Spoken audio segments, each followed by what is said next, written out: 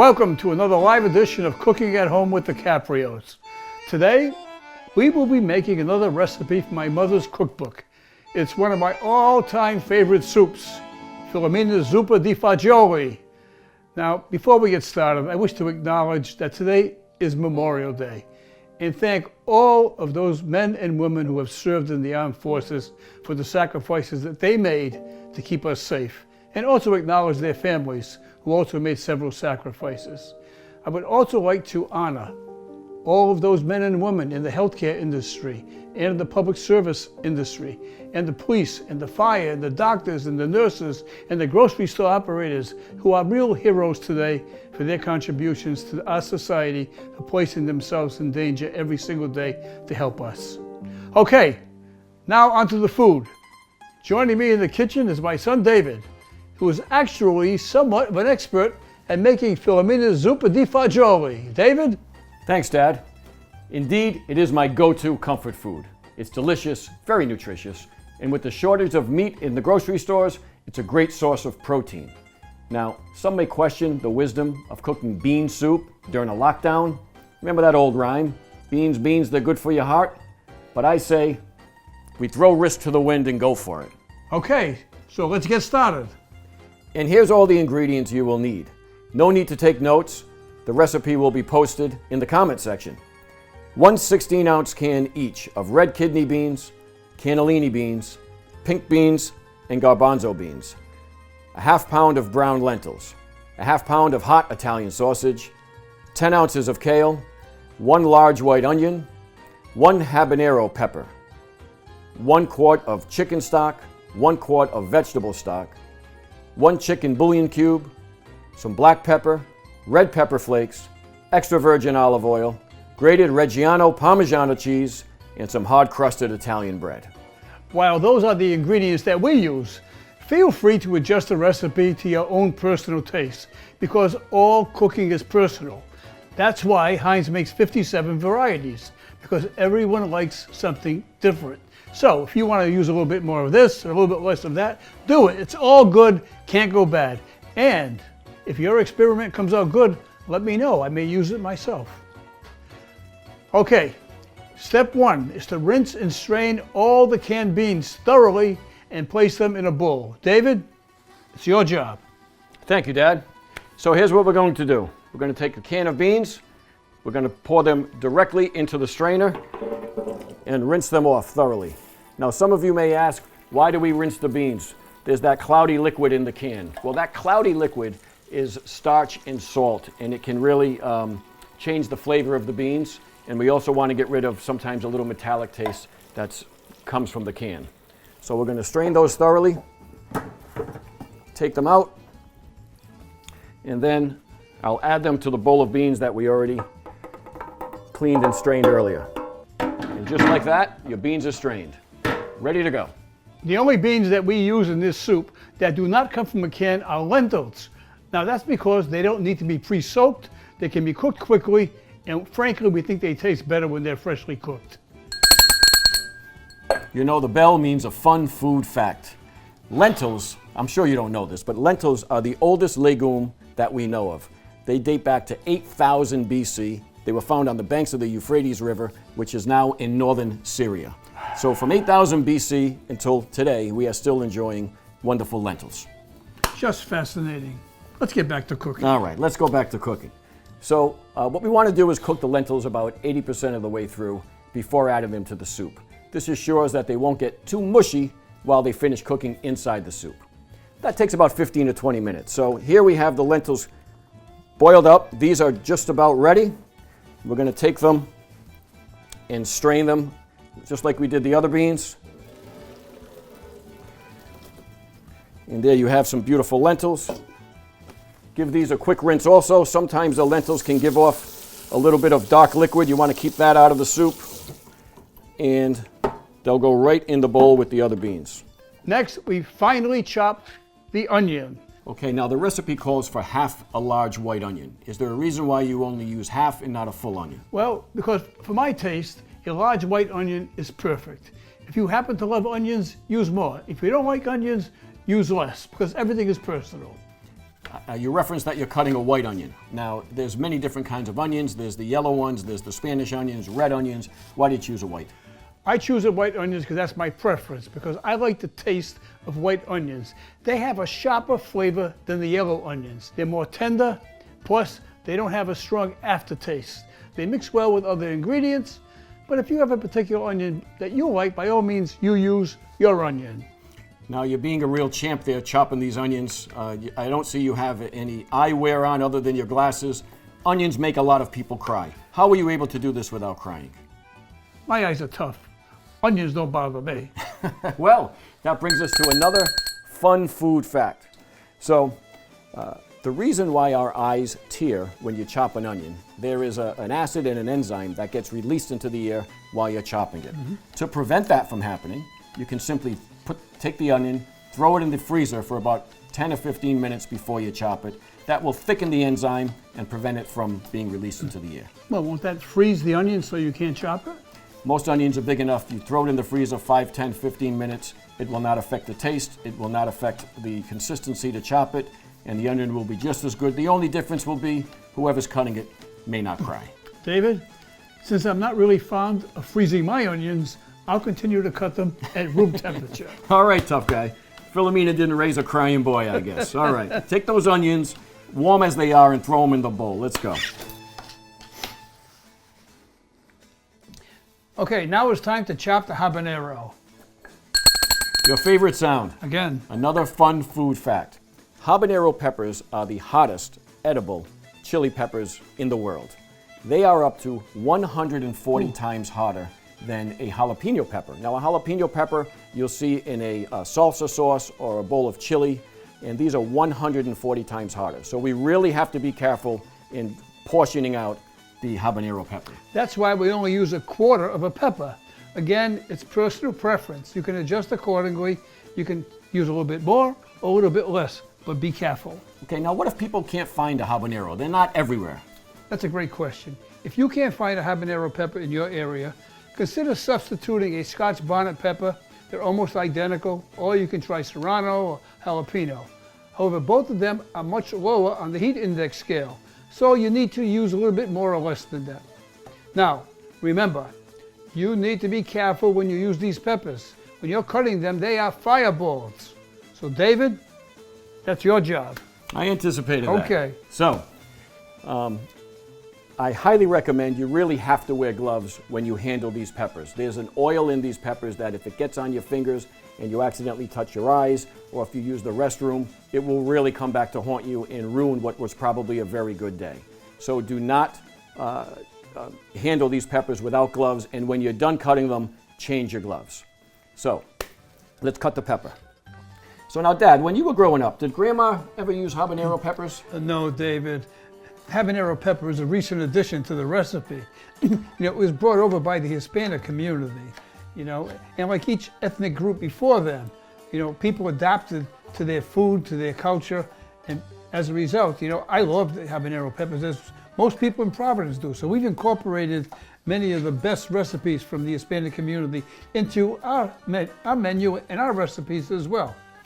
Fantastic. So they brought the heat, a nice addition to the menu. Now, how's this? Is this chopped fine enough? Oh, that's perfect, David. All right, let's get these in the bowl and move on. Next comes another modern twist to this dish, kale. My mother used to use mustard greens, but a couple of years ago we substituted kale for mustard greens and really loved it. David, stop. Let me guess. You have another fun fact about kale. Indeed, I do. Let's Let hear me it. tell you, I know this is your favorite part of these cooking. Kale is one of the most nutrient-rich foods on the planet. It's loaded with antioxidants. It's a great source of vitamin C and vitamin K. It helps lower your cholesterol. It's really a superfood. And tastes great too. The last ingredient is one of my favorites, a ½ pound of hot Italian sausage. If you love sausage, add more. If you want vegetarian soup, you can eliminate the sausage altogether and substitute bell peppers, carrots, or the vegetable of your choice. Now, where we live, we can buy sausage out of the casing, and most butcher shops and some gourmet supermarkets will have that. But if you can only find sausage in link form, take it out of the casing so it looks just like that. Okay, now it's time to start cooking. We have coated the bottom of the skillet with olive oil and heated it to high heat. Not too hot, because remember, if it's smoking, it's too hot. The first ingredients we want to add are the onions and the habanero. And here we go. Okay, Onions. we want to saute the onions until they soften and begin to brown. With a high heat, be sure to stir constantly. Now, as you can see, we prefer to cook with a cast iron skillet. It heats all the ingredients evenly. Now, Dad, we're cooking, while we're doing this, the courts are closed due to the quarantine and the coronavirus. Do you miss going into the court and sitting on the bench? David, I really miss it. I miss the staff. I miss Inspector Quinn. I miss Inspector Carrigan. But frankly, I miss the people that come before me most of all. You know, it gives me a great sense of accomplishment when they come before me and I'm able to do something to help them. And you know what's interesting? Many times I will find people and they will thank me. You know why? Because they believe they've been treated fairly. And when I get off the bench, I usually take inventory of my performance. And if I don't feel too good about it, I try to make up for it the next day. But I miss the people that come before me. I miss them terribly. You know, they are for the most part, they're hardworking people. You know, they get up every day, they contribute to society, they don't ask for anything. All they want is they want to be treated with respect, with dignity, understanding, compassion, and fairness. I really try to do that, and I miss them. I miss you terribly, okay? I hope we open soon. David, these look perfect. Now it's time to add the sausage. Okay, sounds good. Let's get the sausage. Give me some space. Okay. Let's get the sausage in there. Okay. Now, the key to cooking sausage is to make sure it's brown on the outside. You don't want to cook it all the way through. You want it to finish cooking in the soup. If you cook it too much now, it'll get tough and it may dry out. So while we're talking about sausage, we have another fun food fact. I know your favorite part of these of cooking. Oh, I can hardly wait. We're cooking with hot Italian sausage. Now, Italian hot sausage that's made in America, in North America, is made with pork. And pork is delicious. Pork has a high fat content. Fat equals delicious. So the main flavor in hot Italian sausage, believe it or not, is fennel. Fennel equals flavor as well. Okay, so while you're cooking that, let's put in some crushed red pepper seeds to taste. Black pepper. Put in some black pepper. You notice I'm separating the sausage so that it will cook in small pieces. You don't want to keep just a big piece of sausage in there. So you have to separate it and make sure you keep moving it all the time that it's in there, so that it will cook and mix up with the onions before we throw it into the soup. So here we go. You can see. So go ahead, brown it up. Now the key here is not to cook it all the way through. Just to brown the sausage, as you can see. It's getting brown now. This is looking good, David. This is looking real good. It's looking good. Go ahead, pull that sausage apart. You got to keep moving it. Don't let it get hard. While you're browning the sausage, I went and got the pan that we're going to make the soup in. It's a heavy gauge steel pan. It helps to spread the heat evenly when you're cooking the soup. And as I'm looking at this, Dad, it makes me think of your son John's favorite line. It's sausage time. So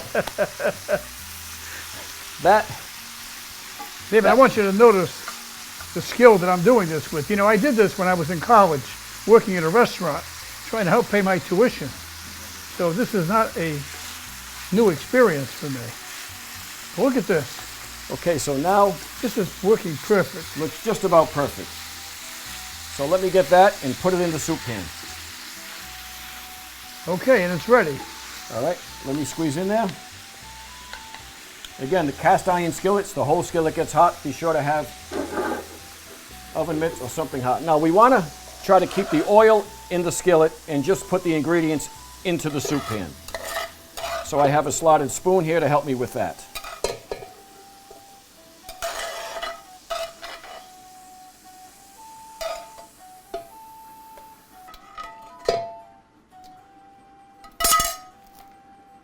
Good splash. And we're ready to go for the beans.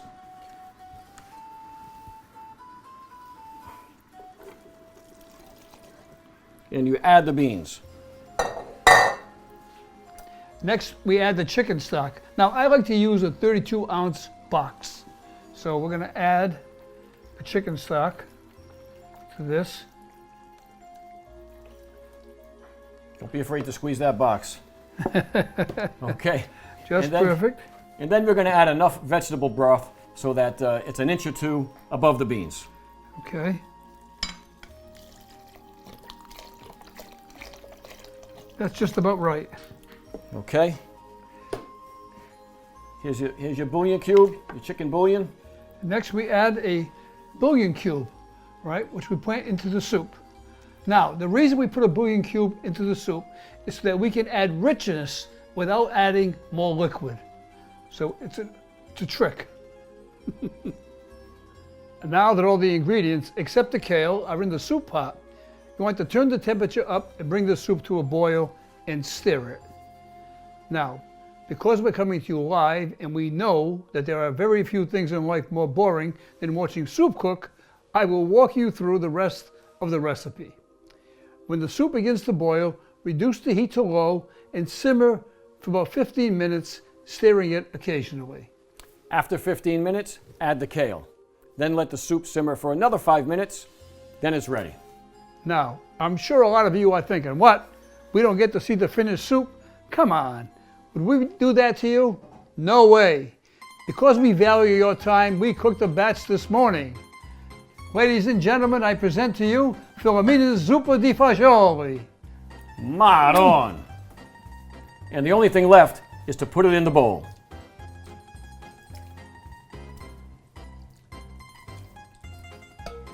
Add some grated Reggio Parmigiano cheese to the top of the soup and serve with a hot crusted piece of Italian bread, and enjoy. Until we see you again, please be well, be safe, and be considerate. Also, please wear a mask when you go outside. If not for you, how about me? I'd really appreciate it. Till we meet again, stay in good health.